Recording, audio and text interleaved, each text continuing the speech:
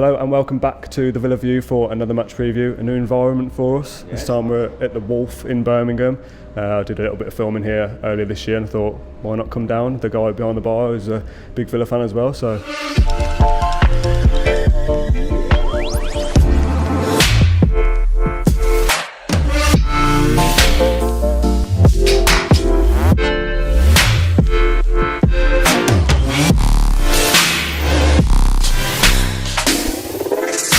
James, Bristol City, 8 wins on the spin. I mean, I don't even know how to start this video. Just talk to me. How good is it being a Villa fan at the moment? It's really good, especially winning 8 games in a row and playing the way we've been playing.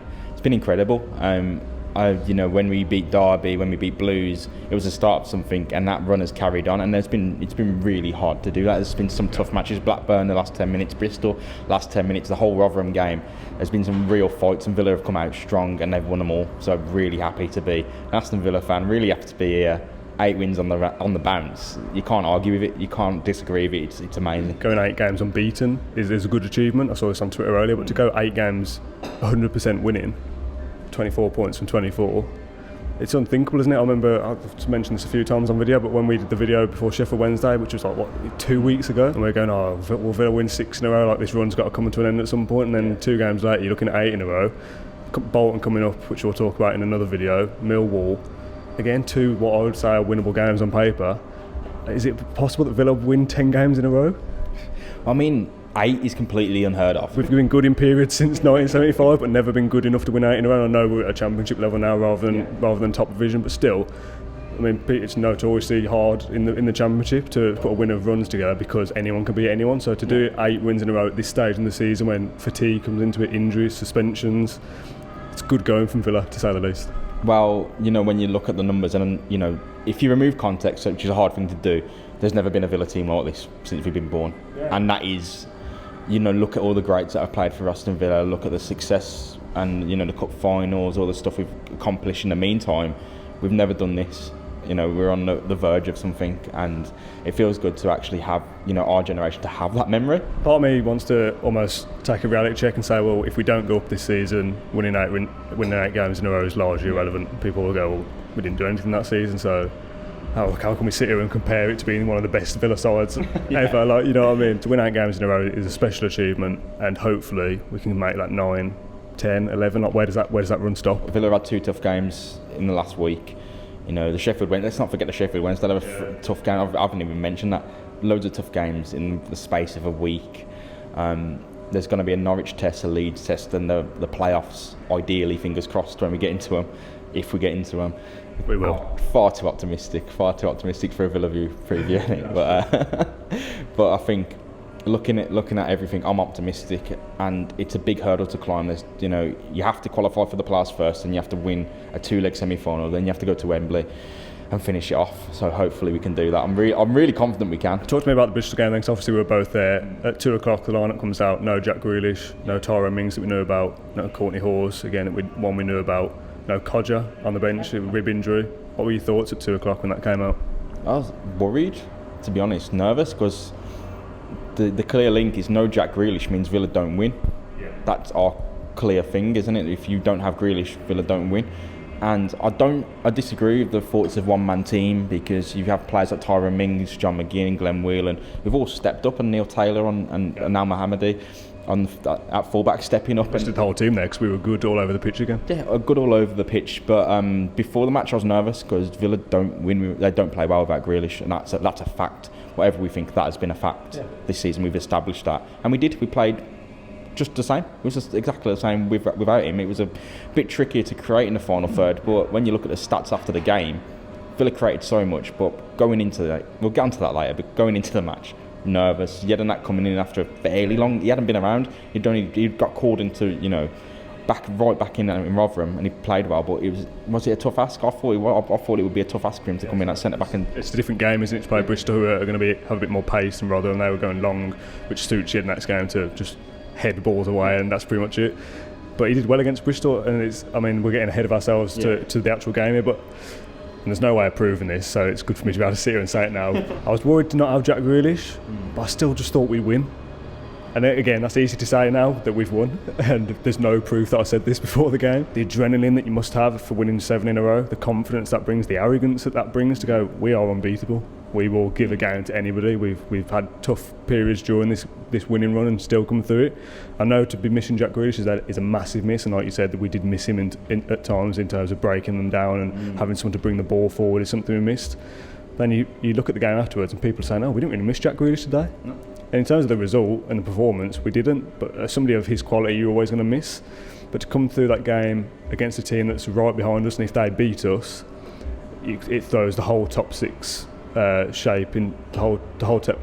It throws the whole top 6 into a different shape if they beat us. Obviously, they'd still have a game in hand. You can't underestimate how big that win is, and to do it without someone like Jack Grealish is testament to how far we've come over the last sort of 2 months. Yeah, I think again, nervous going into it. Jack Grealish, massive miss. But think of the player who replaced him was typically Conor Hourihane, who got into scoring positions quite a lot. I think. Yeah, I scored 4. Yeah, I'm going off the top of my head here, but I'm thinking Villa made a lot of chances, and I think Conor Hourihane was probably involved in almost every single one. All our goals involved in the penalty. Yeah. He gets it. The second goal, he scores it. He's done a lot, and he got into the positions that maybe Jack Grealish doesn't get into, because he's doing a lot of he's dribbling from deep back and forcing his way up the pitch. But Conor Hourihane seems to be waiting in the right spot, and I think Villa did well because the whole team worked well, and because they had a player up there who wouldn't usually be there. They had an additional man in the box, and that was Conor Hourihane. There were people watching this going that we won 8 in a row. How can you even criticise a performance? But where we were when we were beating Derby and Middlesbrough, Birmingham, we were at another level then. I feel like we've dropped off in the last few games but still won. But that's the sign of a side that's going, right, we're going to take the rest of the season by storm, hopefully get promoted, and no one's stopping us. Yeah, I think, again, going back to Conor Hourihane, I think Aston Villa's expected goals, including the penalty, was about 3.5. Is that good? Yeah, that's massive. Like, when you have that, so minus the penalty, you're looking at 2.8. When you rack up that amount of quality chances, the scoreline is usually 6 or 7-0. And I think another Bristol City player who played well was Andy Wyman, who was all over. Chance that was offside that was given. I've seen it from a weird angle, and it looks like he was pretty much level to me. So there's a case to say that Bristol were unlucky with that one, but don't care. You win some, you lose some. I mean, in Rotherham, we got a really bad offside decision against us, and the only reason Rotherham didn't score from that because the players thought they were offside. Yeah. They thought it was flagged, and they would have scored. So we had that, we gained that. Yeah, it happens. I mean, Bristol City fans definitely should feel aggrieved about some things, because we would have. If that happened to us, I wouldn't have been happy. I think the penalty, those are given. That's a given. I'm not really fussed about the penalty, but their goal, I think it should have stood. But that's this league for you, isn't it? That really is the Championship. That is referees. Man of the match. There's a couple of options it could be. I saw Villa did a tweet earlier and they put 4 options. Actually, I'll tell you what, let's get those 4 options. I'll give you those. There's one in there that should definitely be in there but isn't even as an option. John McGinn, El Ghazi, Glenn Whelan, or Mile Jedinak. Easily any one of them. You could. There's one player that's not in that list that I think should definitely be in the list over Jedinak, to be honest. Neil Taylor. That's rough. El Ghazi. McGinn come on, and I think he did well. And when it goes to stoppage time, it's just he just does whatever he wants. It's his game, isn't it? When it's stoppage time, when it goes to stoppage time, I don't know how he does it, because you can clearly see him running out of energy.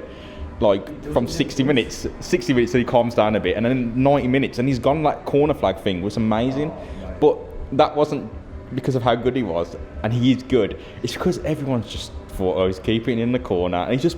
That's good. Yeah. That's clever play, isn't it? To go right. I'm going to back into this corner. I'm going to wait a sec, and then when they commit themselves to it, I'm gone. To be fair, as well, you probably should have passed it to Davis, because Davis would have had a tap in. Yeah. No, but it's John McGinn's time. It ain't Villa anymore when it's stoppage time. It's John McGinn time. John McGinn FC in 90 minutes. Change the badge. Get round badge with John McGinn's face on it. Because 90 minutes, we're not even a football club anymore. It's just him. But seriously, he's done it against Blackburn. He does it all the time. He can go missing the whole match. He turn up in the 90 minutes and just run the show, and you like. Doesn't go missing. That's the thing. But he's such a complete player. I saw there was a tweet. I'm gonna have to find it. I can't just keep robbing people's points. Comment from Kian Carroll that I saw last night and liked. He says, "I genuinely mean this. John McGinn is the most remarkable footballer I've seen at Villa. He is simply phenomenal to watch. He's not the most talented player I've ever seen at Villa, but in terms of sheer will to win, he's Villa's Roy Keane. I can't get my head around the fact he only cost $2 million. It's mad, isn't it? That's insane. Completely agree. I mean, remarkable doesn't even mean good or the best, but he is the most remarkable because it's so strange. It's like a force of nature and a complete sort of, I saw someone say he was a complete midfielder that you must go, he's a different type of player to Grealish, he'll sit back and do more defensive work, but going forward, that's a discredit to how good he is going forward as well, because his goals and assist record is like 5 goals, 7 assists, is it, or something like that? It's decent. It's decent going forward, and you look at those midfield options. Again, I saw another tweet. I can't find this one because we're running out of time. But I sort of said, Conor Hourihane has got X amount of goals and assists. He was $1.5 million. John McGinn's got X amount. He was $2 million. Jack Grealish has got X amount. He was 3. Like that midfield trio has contributed so much in terms of goals and assists, and has cost the club $4 or $5 million. It's insane. John McGinn, he's not even a midfielder. He's like a tornado. Just suck the ball in, go wherever you want. No one's touching him. No one is touching it. Absolute force of nature. It's like he doesn't even need to be that good. It's just when it matters, he could go missing the entire match. Like even these first 45 minutes, weren't even. He's like, where's John McGinn? He's still there. He's playing all right, but then he turns on 90 minutes, and it's just absolute madness. It's not like he didn't do well the entire match. You can't. No one's going to sit here and go, oh, he was bad. He was this and that. He was all right, and then second stoppage time comes on. It's like, wow, it's just something else. It's almost like he saves himself a little bit in the final 10-15 minutes to go like, there's going to be that final push at the end that I need to be there for, and it was like 6 minutes at a time as well, and you need that player who's fit enough to still get around there, but someone who's also got the intelligence to do that thing you did in the corner flag, pull 2 players in and then break away, and if things go our way, that could have been 3-1 and you kill the game off just from a bit of clever play. He's just such a good player, and we'll come on to this in the match preview we do, because he's close to his 15 yellow cards. We would struggle big time without him, which I know is obvious to say. Absolutely. I mean, there's a lot of talk about Jack Grealish, rightly so, but John McGinn, I don't see the spotlight ever on him, and Hibs fans, the only people raving about him are Hibs fans who've had him, and St Mirren fans. I almost feel like, how have we ended up with him? How has he not gone somewhere better from Scotland and gone straight into the Premier League to an Everton or somewhere like that? How have they not found him for that price as well? Well, when Neil Lennon said, when Jack Grealish rumours were in the papers in the summer, and he was like, John McGinn's better than Jack Grealish, and I was like, shut up, bro. Like there is no way that's true. He's got a massive case. I'm sorry, Neil Lennon.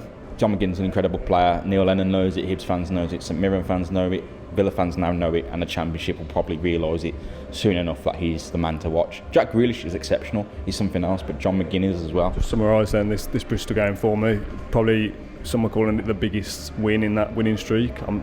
At the time, I'm not sure whether I agreed with it, because you've beat, and this comes into 2 different parts. I look as a big win, as an important win. Yes, beating Bristol is massive, but as a best win, it's hard for me to look past demolishing people like Derby 4-0, Middlesbrough 3-0, Birmingham. Like for me, they are elite tier wins in terms of how good they were to watch. And that's not to say that the Bristol game was rubbish. Yeah. It's just that in terms of importance in this run, maybe because of where they are and who they were. But I think best win, I'm not so sure. I think I'd go for Rotherham. It's that stupid to sit and go, oh, that wasn't a good win. We've won 8 in a row, but you know what I mean? I'd say Rotherham, because it was just, everything was against us. Yeah, by far, because I thought there was no way Villa win that match. At 30 minutes when they scored the penalty, Mings is sent off. He's like, that's gone. It's gone out the window completely. Villa come back and won it, and I'm not saying it's better than, they're all kind of equal for me, to be honest. But I think Rotherham was the hardest because everything was against us completely. And I know there's a lot of doubts going into Bristol. We clearly didn't need to have them, but Rotherham's a massive win. Bristol again a massive win. It's a 6-pointer, but I'll go with Rotherham just because. I didn't think there was a chance of us winning. I thought I'll back them, get behind them, because that's my job to do, is to get behind them and be positive. But when it went to half time, I was like, how do we get out of that? That was a massive black hole we were in. So I'll go Rotherham. Thanks for watching this video. Post-match reaction, this is out the same day that we're recording it, so there's fan cams that were out on Saturday night that you can go back and watch. There's other things you can go and watch as well. The podcast is coming out soon. There'll be a match preview for Bolton, which we're about to record now, which is coming out on Wednesday or Thursday. So just subscribe to the channel, you'll be able to keep up with what we're doing. Thanks for watching, and let's go and get a sausage roll or something. Up the sausage rolls, mate. If you enjoyed that video, why not watch another? Click the video choices on screen now to go and watch them in full. Be sure to subscribe to the channel by clicking our logo there on the left. Easy peasy.